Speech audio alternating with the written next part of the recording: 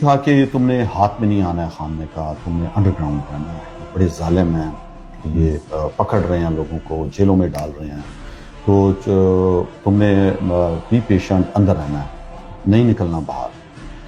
تو پھر چھپا رہا اور یہی سوچتے تھے شاید 10 دن میں صحیح ہو جائیں گے حالات، 12 دن میں صحیح ہو جائیں گے، لیکن یہ کرتے کرتے کوئی 5-6 مہینے گزر گئے اور میں جو ہے وہ جگہ تبدیل کرتا رہا اور چھپا رہا بچوں سے۔ بچے اس کے بعد جب میری مسز آئیں تو پھر میں نے مسز اور بچے بھی میرے پھر وہ جس فلیٹ میں ہم رہ رہے تھے ہم نے چھوڑ دیا، پھر وہ الگ لوگوں کے گھروں میں چھپے رہے، کبھی کدھر، کبھی آپ کو پتہ ہے سوشل میڈیا، ینگ بچے تھے میرے بیٹے، سوشل میڈیا ان کا بند کروایا مسز نے، اور لوگوں کے گھروں میں رہنا، لوگوں کے گھروں، دوسروں کے بیڈ روموں میں سونا کتنا مشکل ہوتا ہے آپ کو پتہ ہے۔ تو وہ بڑے مشکل حالات تھے، پینک اٹیکس پڑنے لگے مسز کو، میرے بیٹے کو پرابلم ہو گیا، آپ کو پتہ ہے غصے میں چڑچڑا پن، اور پھر میں بھی رابطے میں نہیں تھا۔ پھر میرا بھائی تقریباً 2-2.5 ماہ جیل میں رہا، تو وہ جب باہر نکلا وہ مجھ سے ناراض ہو گیا۔ تو اس بیچارے کا کیا قصور تھا؟ تو کچھ بھی قصور نہیں، اس کا کیا قصور تھا؟ وہ قاسم سوری کا بھائی تھا۔ Was he in the party؟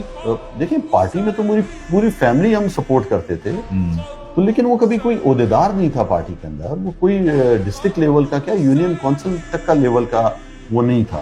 ہاں یہ ہے کہ جب خان آتا تھا میرے گھر پہ ہی ٹھہرتا تھا، تو میرا بھائی بھی اسے پیار، ساری فیملی ہماری عمران خان کے نظریے کی فالوور ہے، تو وہ بھی تھا، لیکن وہ کوئی عہدیدار نہیں تھا، وہ کسی پوزیشن پہ نہیں رہ چکا تھا آج تک، ایک جسٹ ایک ووٹر سپورٹر تھا۔ یہ آپ کے چھوٹے بھائی ہیں؟ ہاں میرا چھوٹا بھائی ہے، 9 سال چھوٹا ہے، تو اس کو جیل میں ڈالا۔ آپ سوچیں کبھی ہم جیل میں نہیں گئے تھے، ایک نارمل فیملی ہے، نہ کوئی میں نواب سردار ہوں، ایک عام شہری ہوں پاکستان کا، اور پھر میری مسز کو اس کا تو کوئی قصور تھا ہی نہیں، اس کو بھی ڈال دیا۔